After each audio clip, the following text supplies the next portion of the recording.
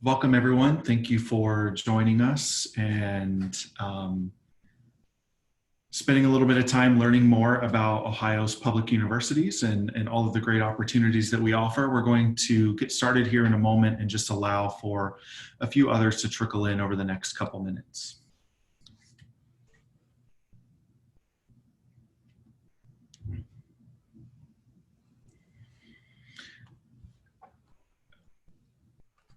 As parents, influencers, and students are continuing to join us, I just want to note that there are many great sessions that are part of OACAC's virtual college exploration program. You can find more information about those programs, individual college information sessions, and other panels at oacac.org. I want to also note that you're more than welcome to ask questions. We encourage you to ask questions, and we'll have time for those throughout the presentation and leave some time specifically at the end. You'll use those through the Q&A feature. We will not, this is Zoom webinar, not Zoom meeting. So attendees will not have their audio on, their cameras on. So feel free and use the Q&A feature to pose your questions. The panelists that you see on the screen right now will monitor those, address them as we can, and definitely make sure that we have some time at the end to do that for you. A recording of this presentation will also be available and made accessible to those that attend probably sometime next week. And we'll be hosting those on a series of websites and can get that information to you.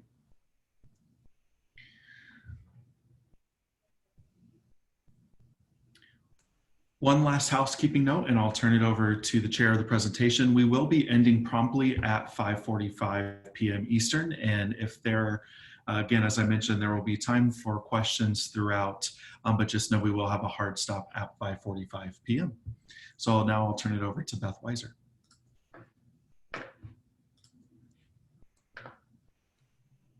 Well, welcome everyone. We are delighted that you've joined us this afternoon and appreciate all that you are providing for us to engage in this conversation. I've got a great panel of experts that are joining me today, and I'm going to ask them to each introduce themselves as part of this program. Colin, you want to kick us off? Sure. I'm Colin Palmer. I'm the current Director of Undergraduate Admission at the University of Toledo.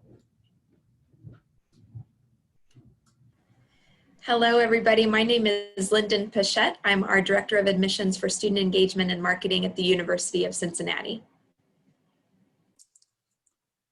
Good evening, everyone. I'm Bethany Perkins. I'm the Director of Admission at Miami University.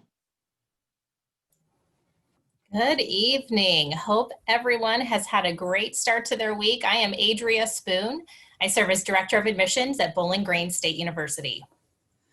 And finally, I'm Beth Weiser. I'm the Executive Director of Undergraduate Admissions at The Ohio State University. As Colin mentioned, the best way to connect with us is to enter your questions through the Q&A. And we will both answer them throughout this presentation as well as at the end of the session. So what are we going to talk about? I can remember back to when my own children were going through the college search process and thinking about trying to understand all of their options. I am someone who graduated from high school in Ohio. My son did both his undergraduate and his master's degrees at two of our Ohio public institutions. And so I think we're coming to you with this sense of commitment to what Ohio offers. And we want to be able to talk that through with you and be able to give you an update and a very current idea about what the public university looks like today, versus certainly when I graduated from high school, very different places. And then we're going to wrap up the session talking about giving you this overview of what you could expect from our universities in the admission process.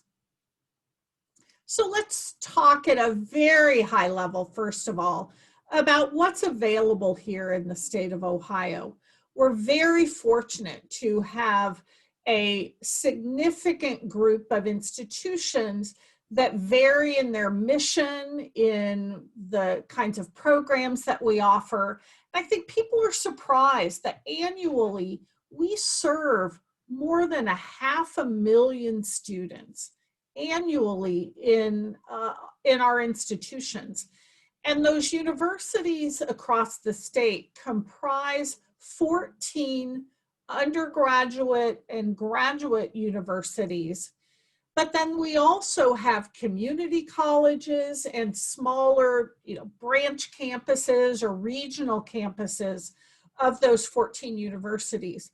I can remember when Governor Rhodes was governor of the state of Ohio, and there was a desire when the public universities grew in the 60s and 70s, that it was his vision to not have anyone have to drive more than 30 or 40 miles to access higher education. And that's really what's built this system across the state. But what's also very interesting is that we act independently. So we each have our own admission criteria, we each have our individual boards and mission to be able to accomplish serving the state of Ohio. This past year, we awarded more than 95,000 associate and bachelor's degrees. And when we think about what that means for our state and the workforce push and development to be able to ensure that Ohioans are prepared for the workplace of the future, we're really carrying that load to be able to deliver that. Everything that we talk about is affordability, and we all recognize that higher education is an investment for everyone, but we make our decisions about tuition and funding with this eye toward affordability and continually trying to make higher education accessible across the state of Ohio. And then finally, it also is a goal of ours to be able to ensure that not only are we educating all Ohio citizens, but also those for whom higher education may be their first entree into education beyond their high school education.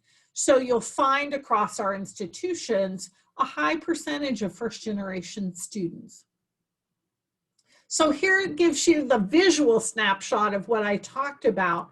As you look at named in red, those 14 universities that are located across the state, and then the numbered boxes are the locations for those regional or branch campuses, and then their areas of community colleges. So the fact that we have research universities, research intensive universities, universities that have, comprehensive undergraduate, graduate, medical, veterinary, law.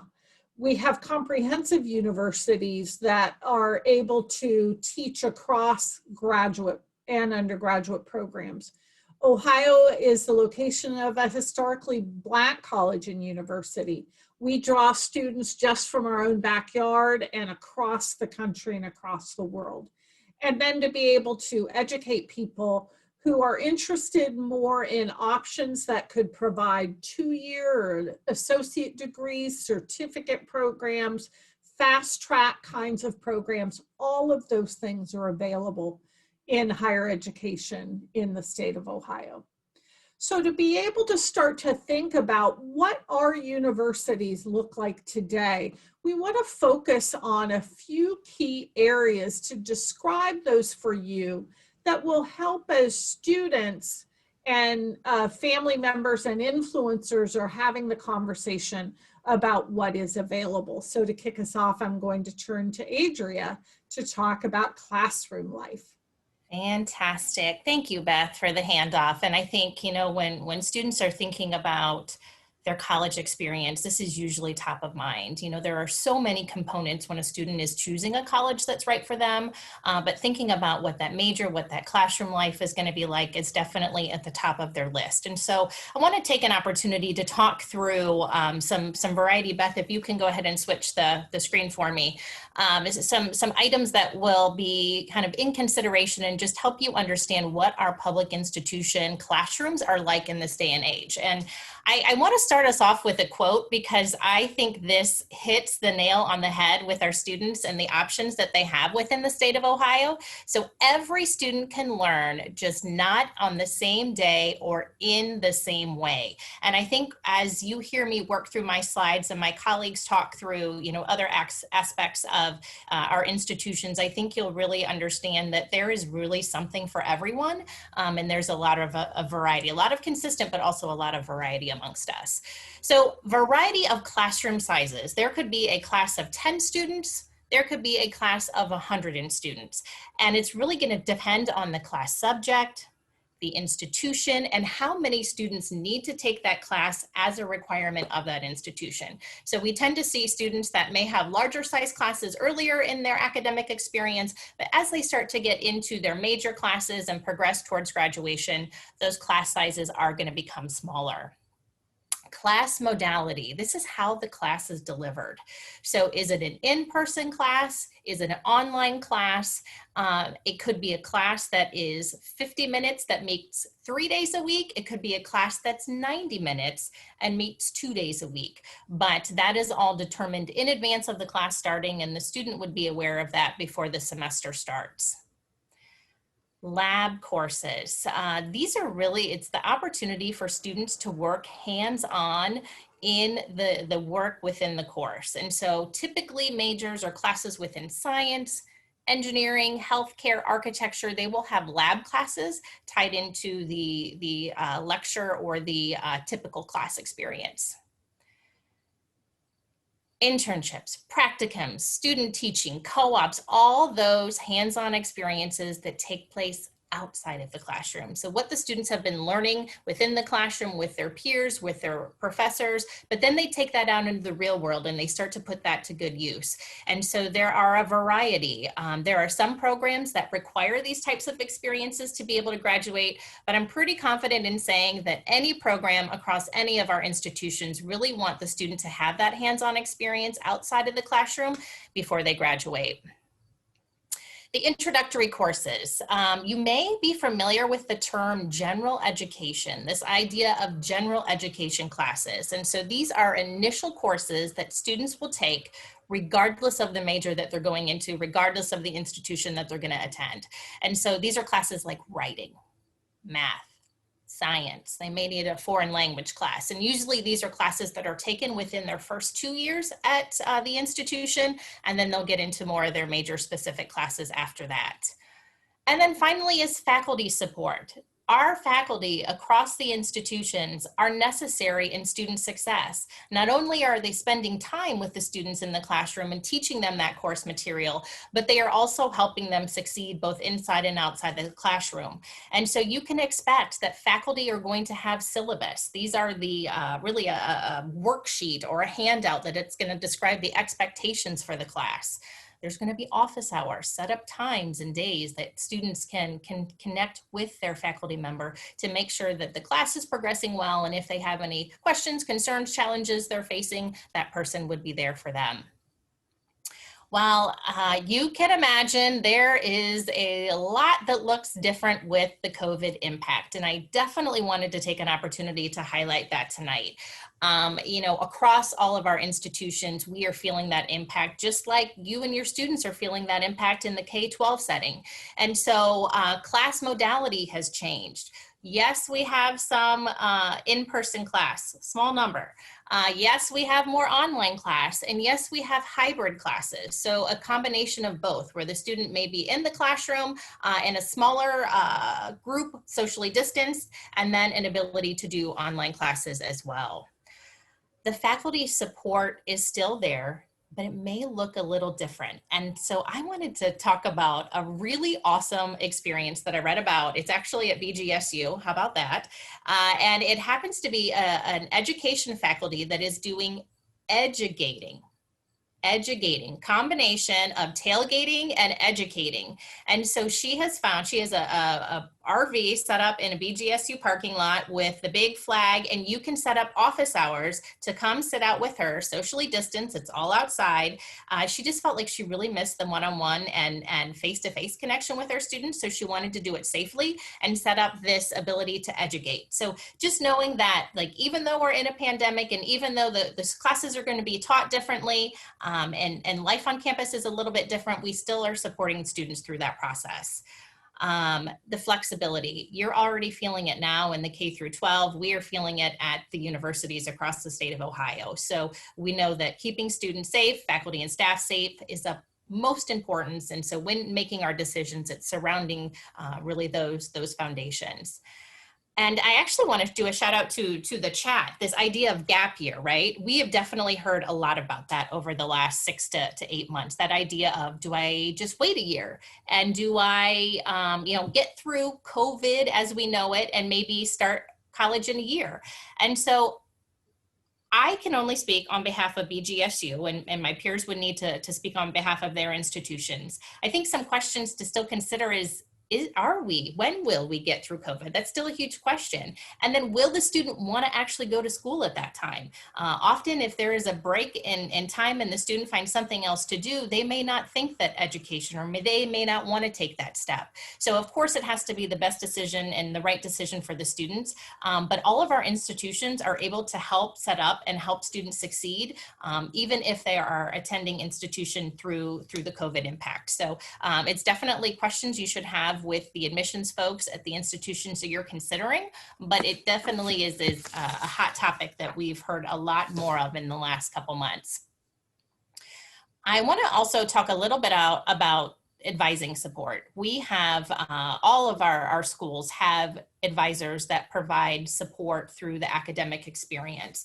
And so these are advisors that are meeting with students outside of the classroom, but guiding them in the classes and support that they should have as they're working towards their degree.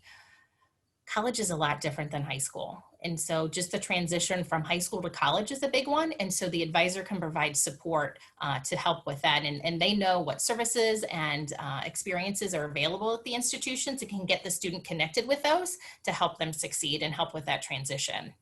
Major and career guidance. So the National Center for Education Statistics says that 30% of students change their major. That is not a surprise. In fact, some students even come in undecided. They have to select a major. And I just want to share that is not bad. That is not an issue. We have lots of support to help your students find that major, and advisors are some that can help students guide them into finding that right fit in that right major. We want to make sure that students are working towards graduation so that they have the class registration and be able to advocate through the college journey. So helping them from that freshman year through that senior year. I want to go through some debunking of classroom myths. And so professors see me as a number. Absolutely not. Your student is an individual, a scholar, someone who wants to learn, and students want to take, we want our students to take the experience seriously, and the faculty will support along the way. I don't have to go to every class. Wrong. You should go to every class. Each class is a building block, and they build upon one another to create the content for the class. And so yes, there may be unexcused absences, and that's fine to work with your faculty member or for the student to work through their faculty member, but students should really plan to attend all classes. The class doesn't matter for my major or career. In the last couple slides or so, I talked about general education, general math, general science classes, and they may say, I'm in math education major. Why am I taking the science class? Well, it's building the foundation for students to have well-rounded experiences. That's a base of knowledge, enhancing communication skills, and also improving critical thinking skills. Another myth, classes are just taking notes and listening. A lot of times these students are learning, active learning classrooms. And so you're working in teams, you're having discussions, you're working with your peers, you're working closely with the faculty member. So it's way much more than just taking notes and listening for that class period. Large lecture experience are horrible and you don't learn anything. Again, not true. Similar to the last myth, you're going to have that interactive ability in the small group environment. Typically, lecture halls do break down into a smaller group at some point during the week. And so to have the hands-on experience and conversation and leadership opportunities, they definitely still are good learning experiences for students. And then professors are scary and hard to talk to. Not at all. Not at all. Students we encourage students to build these relationships and have these communication skills to work with the faculty. It's a learning experience. And so these relationships build paths to undergraduate research, internships, mentor opportunities, jobs, etc. And this is all because your student took the chance to get to know an expert in the field. So thanks so much for having the opportunity to talk about the experience within the classroom today. I'm going to turn it over to my colleague, Lyndon, from the University of Cincinnati. Thanks, Adria. And I'm going to talk a little bit about what learning outside the classroom means. So we just got a great overview from Adria of how classroom and the education in the classroom and even a bit outside the classroom has changed over the years. I think when you think about experiences at universities, that is one thing that has also grown with the opportunities of education out there, especially in the state of Ohio. So you'll hear this phrase a lot, and in true college tour and college presentation form, I'm going to say it again. We have between all of these institutions, over 3,250 clubs and organizations represented. As I said, you'll hear that a lot. We like to kind of brag about the wonderful wealth of options that we have for students to get involved and to start to make a name for themselves in various organizations. I usually advise students to get involved in one or more of 3 different types of clubs, something that you love already, especially for students that are going off to college for the first time. This is going to be really critical because everything is a change. Even if they're going close to home, it is a different environment, there are different responsibilities. So getting involved in something they love is going to be critical because it's consistent. They already know they enjoy that and they get to continue to be involved in that passion. Something related to their career is also important, so some sort of pre-professional organization, and then something they've never heard of before. And so when you think about all of these opportunities to get involved in clubs and organizations, I did a quick scan in preparation for this of all of the different universities that are represented in our offerings. So among these institutions, there is a ukulele club, there is a Harry Potter appreciation club, there's the Birders of Miami. I'm sure there are plenty others that my colleagues would brag about. But then, of course, we have the ones that you would expect, things like Women in Technology, American Marketing Association organizations, language, culture, or identity clubs and organizations. And all of these go toward helping a student develop a lot of different skills. And we'll talk a little bit about that in a minute. But beyond student organizations, there are other ways to learn outside of the classroom. Getting a job on campus, student employment is a critical learning opportunity for a lot of our students. Conducting research, participating in research that their professors are conducting, getting involved in honors programs or colleges, and then getting involved in the community beyond campus, because I think that's something a lot of students don't necessarily consider in their search. You're not just picking a campus, but you're also picking a community. And there are plenty of ways to start making a name for yourself there. Before we move to the next slide, just drawing your attention on the title of this section, so learning outside the classroom. As we talk about all these clubs and organizations, you might wonder, why are there so many? Well, that is where I do want to give you a breakdown of what outside the classroom actually means. And so that's on the next slide. Now, I don't want you all to quote me on these ratios or anything like that. This is not hard, really well-conducted research. This is purely just me sitting down and adding up things and putting percentages together. But when you think about a high school student's time versus a college student's time, this is based on a standard 8 to 3 school day for high school students or a 15 credit hour load in college. And you'll notice that the time in the classroom significantly decreases when a student gets to college. Typically in college, what we recommend is that the time you spend studying is about 2 to 3 times the amount of time you're actually in the classroom. And then as you'll notice, free time is pretty ample for high school and for college students, but the way I did it includes sleeping and eating. So that is not as much as you might think, but it does increase quite a bit when you go from high school time to college time. And I don't think that we really want all of our students sleeping 75% of the time, or eating for that matter. So what are the things that are going to fill their time? Part of these outside of the classroom learning opportunities are meant to give students structure, to help them build routine into their day, in addition to other things. And those other things are on the next slide, Beth. So there are a lot of things that students are going to get from this learning experience. And a lot of times what I'll hear is, well, aren't they there to learn? Aren't they there to study? Shouldn't that 75% of their time be taken up with studying? And absolutely, they are here to learn, but not necessarily everything they do in a college environment needs to point back to their major, at least not directly. A big part of college, and for many students, the reason they go is to prepare for a career. And a lot of that preparation can happen from these outside of the classroom learning experiences. And as public institutions in Ohio, that is part of our job. We are meant to help build the number of people who are prepared to enter the workforce upon graduation.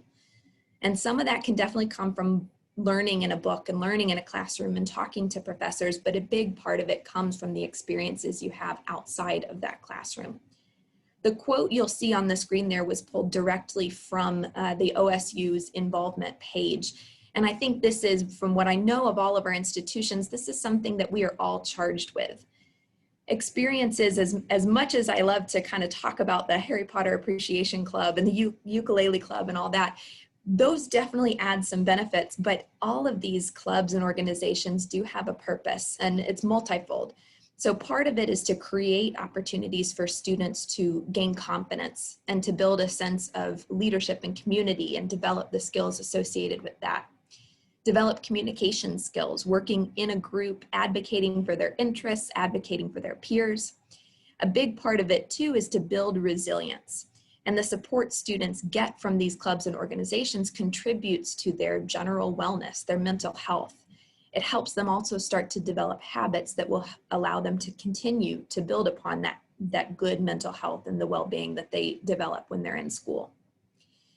Employment in a college environment is also a little bit different. And so that's the last point I'll say before we move on is, when you're employed in a college environment, your employer understands the needs that a student has. And so they'll be a little bit more flexible likely than they might if you're employed outside of that. In addition, and this is potentially the most critical, your employer is looking at your experiences as a developmental opportunity. So at the University of Cincinnati, we have a lot of students that work within our office of admissions here.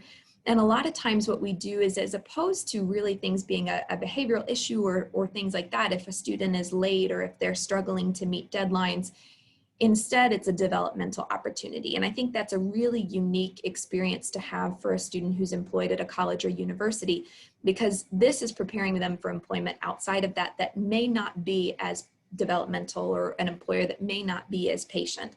We have a really great opportunity while a student is in college to point out those areas where they might need a little bit of improvement and help them as they think about that next step. And then lastly, building a resume. This is critical.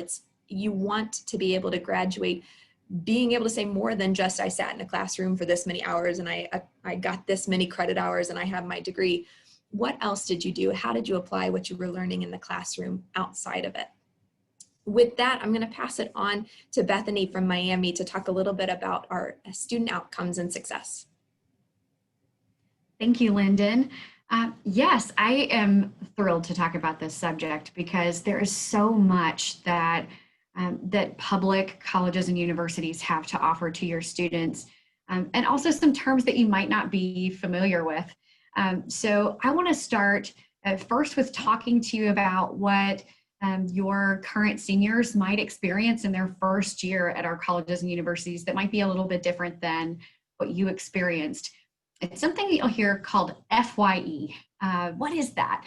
The first year experience, FYE, is a chance for students to get acclimated to the college or university and already start to develop those skills and relationships that Linda just talked about being so critical to your students' success. And it includes usually a seminar course or also being assigned a peer mentor. And this is a chance for them to build relationships with their classmates, with the instructor of that course, but have go-to resources when they don't know how to navigate the system, when they don't know how to change their major. And they have general questions about how to just succeed in their first year in a place that is completely unknown to them, when they have a lot more independence. So this is a great safety net, go-to resource kind of class, but it also gives your student a chance to build their communication skills, start to work on their skills in collaborating with others as well. So they get kicked off in a program that is not just a course, but a chance for orientation to really be extended into the first year, to make sure that your student is held accountable for getting involved, for finding where career services is located on campus, and for doing the things that they need to do to be successful. And that is so much more than just going to class. So one next part of that on the next slide here is career development. And at a lot of our colleges and universities, this is now not the, oh geez, I need to get my resume together in my senior year process. This starts day one, and students have opportunities to really connect with career advisors and development staff throughout their 4 years to make sure that they're career ready. So not only do they offer career advising, but you'll hear a lot of terms like career exploration and career success. And that's because these offices usually will host multiple assessments. So students can, for free, connect with someone, take assessments, and really try to determine what the best fit for them might be for careers as well as potentially for majors. And it's also, of course, a chance for them to develop their skills with peer counselors, peer advisors, as well as professional staff who will help them to develop their resumes, practice interviews, and develop strategies for searching for those jobs or those internships. We also host career and internship fairs on our campus. COVID has not stopped that. I know we're in the middle of a virtual networking week here at Miami, where our students are connecting with employers as well. And something you'll also see at our campuses and in these virtual fairs is very often you'll see a label that says first year friendly. And that's a chance for your student to see that this employer is willing to connect with your student on possible field experiences or internships, even in their first year, so that they can have multiple opportunities by the time they graduate. A lot of career offices also offer career courses that students can take if they would like more intensive support on developing documents, developing strategies and their skills. And it's not just a way to get a job, but very often working with career development staff is really working to get into grad school. What do I need to do? What tests or exams do I need to take? And it's a chance for that one central office to really help your student prepare for grad school if they're grad school bound. On the next slide here, I'd just like to emphasize for students who are in Ohio, we are a national leader. So your student, of course, can be looking out of state, but I'd like to also just recognize that Ohio is a national leader for Fortune 500 companies headquartered in our state. And of course, we cover many of the Fortune 500 companies for options for students to do internships and field experiences right here in the state. And that's why a lot of colleges and universities have great partnerships with state as well as national entities. I think about Miami University's connection with Lockheed Martin.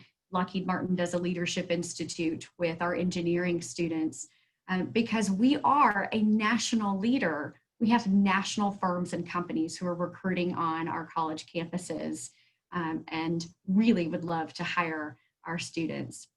So I just encourage you to ask us about outcomes, to ask us about retention and graduation rates. ask us about average mid-career salary and what a success rate is at our colleges or universities, because we have great stories to tell at the public colleges and universities. I will define this before I hand it off to Colin. A career success rate, if you've not heard this, we don't say career placement rate because a lot of your student success has to do with your student, but we count it as success when a student gets into grad school or when a student opts to go to the military after they graduate. So all of that combined, we call a career success rate when that student graduates and they have a solid place to land and they're moving forward in their career. So with that, I'm going to hand it off to Colin Palmer, Director of Undergraduate Admissions at University of Toledo, and he is going to talk to you about the range of options and opportunities you have. Thank you, Bethany, and it's good to share this exciting information with all of you. And it's been a great opportunity to build in some personal experiences. And so I'm the Director of Undergraduate Admission at the University of Toledo, but I'm also a proud graduate of 2 other Ohio public universities, and really am passionate about public education, access to public education, and have had a group of wonderful colleagues throughout my time. I've seen a lot of incredible success stories from our students. So I'm going to talk briefly about that, how to get in, how to apply, what's required, what's different from institution to institution. So there are varying levels of competitiveness for admission. Our institutions range from open enrollment to moderately selective to highly selective. You may be considering a range of options. You might be thinking about narrowing your search to Ohio's public universities based on where you live, or an academic area of interest, or the setting of the campus, whether you're interested in a more rural setting, a suburban setting, or an urban setting. Well, the great thing about Ohio's public options is that we offer all of those. We all have missions of access and accessibility. We want to make it an affordable experience.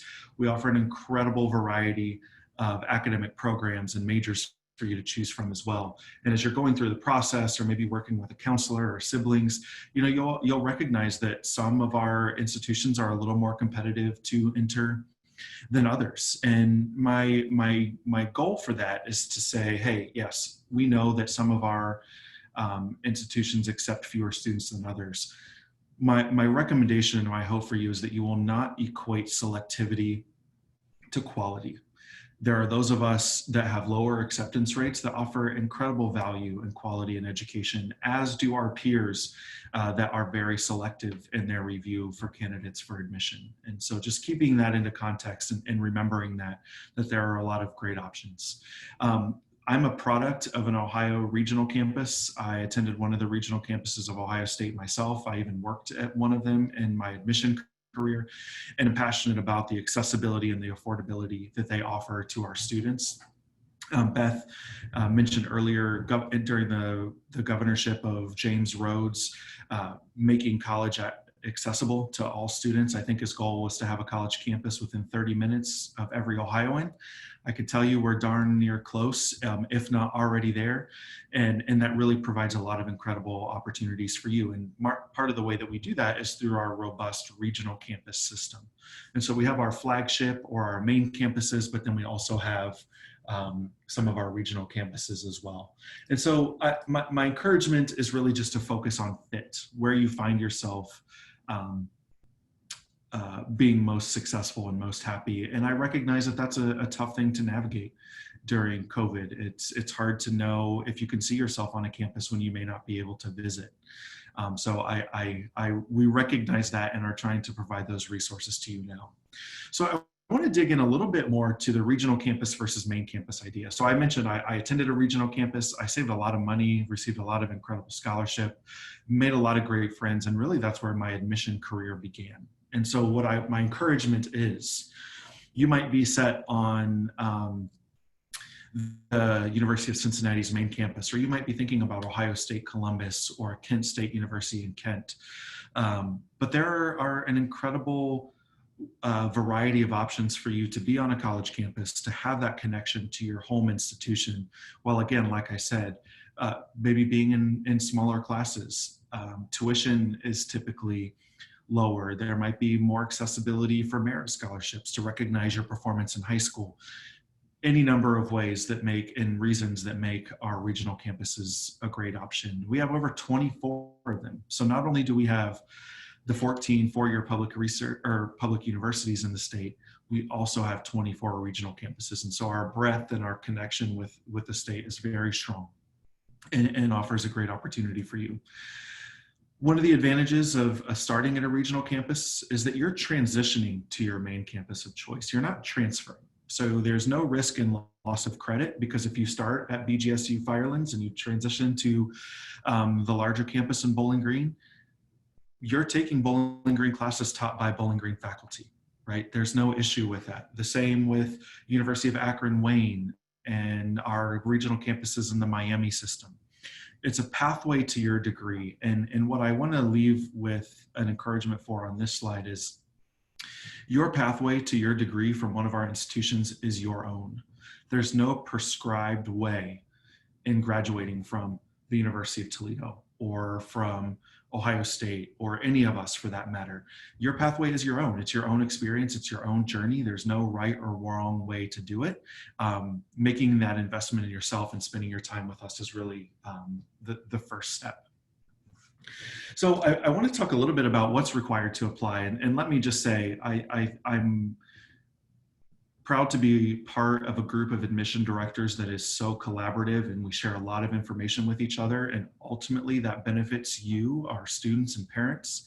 But we are 14 different universities with different presidents and boards of trustees and any number of things. And so not everything that we do is the same. And there are a lot of similarities, but there are nuances that are influenced by our level of selectivity, by our goals as an institution, by our academic areas of focus, in any number of things. And so I just want to say, you'll see a few general things here on what's required to apply. But my encouragement is always connect with the admission representative at the institution in which you're interested in exploring and learning more about. They're really going to be able to tell you the difference between letter of recommendation requirements at Toledo compared to Cincinnati, or whether or not this Toledo super scores or Ohio University super scores. There are a lot of options out there, a lot of pathways, and so that one-on-one connection is important. I think all of us have tried very hard to really make sure that our websites have all of the relevant information for you, that they're up to date, but we're also, part of state and national organizations too, and there are resources out there that have a comprehensive list of test optional institutions in the United States, or any number of things. And school counselors and independent educational consultants are usually well versed in these things as well. And so they can help. So there are a lot of great resources and folks committed to helping you navigate the process. So you apply, you submit your application, you're admitted, congratulations, have a little party for yourself, but paying for college is real, right? And that's a big part of it. And so I want to talk a little bit about financial aid and merit scholarship opportunity. And so financial aid is this bigger umbrella of money and aid provided to students in order to help finance their education. That comes from a couple different sources. One of the sources is the federal government. And so you might be familiar with the FAFSA, the Free Application for Federal Student Aid. This is what you're going to need to submit to be eligible for any federal or state need-based aid. We highly encourage all students to do this. It doesn't matter if your parent or guardian made $5,000 last year or $5 million last year. We highly encourage people to submit the FAFSA. And that's going to allow us to award any federal grants, any federal loans, any state grants, in addition to federal work study. Some scholarships do require a FAFSA on file. So it's highly encouraged. And just so you know, the 2021 FAFSA opens on October 1st. Merit scholarships are scholarships to recognize and award you based on your performance in high school. You're a great student. You had a solid GPA. You had a meaningful impact on your high school. And so we want to make sure that we recognize that and when we award that. And so for the parents on here, that's what we're going to do throughout the admission and enrollment process. Know that there are different approaches to how merit scholarships are awarded, whether or not your student applied through a test optional admission pathway. So again, we don't quite have the time to get into all the nuances here, but something to consider. But I just want to end with this in saying that Ohio's public universities offer an incredible value. It's not simply about what the tuition cost is, but what is your return? What are you going to get out of that? And what opportunities are you going to have as a result? And we offer an incredible value, a commitment to access and affordability, all while an excellent educational opportunities as well. So I've covered a little bit of the admission process, and I believe I'm transitioning now into some words of wisdom and help from my colleagues on the call. And so I'm going to kick us off with Colin's piece of advice. So my advice to parents, influencers, and students alike is to keep your options open and don't make assumptions about any college or university that you may or may not be considering. There's a lot to know, there's a lot to investigate, and there's a lot to understand. And there's 14 of us on this call, and there are 4,000 of us across the country, and we recognize there are a variety of options. So my advice is to keep an open mind through your college search and don't make any assumptions, and do your investigating. I'm going to give the next piece of advice, and it is quite practical for y'all. And that is to not use the student's high school email address to communicate with admission offices. It may seem a long way off now, but there will come a window where your student has chosen where they are going to attend, and they will be transitioning to their new college or university email address, but they will have graduated from their high school. So sometimes we find students missing out on some key information because they no longer have access to that high school email address. So whether you want to create a new email account that you have joint access to, or their student wants to use or create a personal one, I highly recommend not using the high school email address. Thanks, Bethany. My advice is very quick. Think about yourself as a coach. That coaches guide, organize, help to provide wisdom, but they're not out there playing in any game. So remember that you can best support your student as the role of the coach. My advice is, at some point throughout this process, if you're a student and if you're a parent, take a moment and think about what you're proud of, because this is a big step. It's an exciting journey. And I think sometimes when we're worried about application deadlines and what school to choose and all of that, we get bogged down in those details and don't forget about the magnitude of what you all are about to do and what your families are about to do together. So take a moment, find whatever that proud point is, and make sure that you voice that to one another. All right, I will finish up tonight. And my advice for all of you is that we're in a pandemic. You all have not done a college search in a pandemic. We have not hosted college searches in a pandemic. And so just the recommendation to give you and your students some grace. We are here to help all of us in our institutions, as well as our peers that aren't on the call tonight. We are here to help support you. And so if we can flip to the last screen that has the contact information for all of our public institutions, take a screenshot, pull your phone up, grab a picture of the names of all of our admissions offices that we have up on the screen, and we'd definitely be happy to connect and answer questions. I think we are at the point in the evening that we have worked through our 45 minutes with you, but absolutely appreciate you making time for us. Again, thank you for your time this evening. We're happy to help, and have a great night.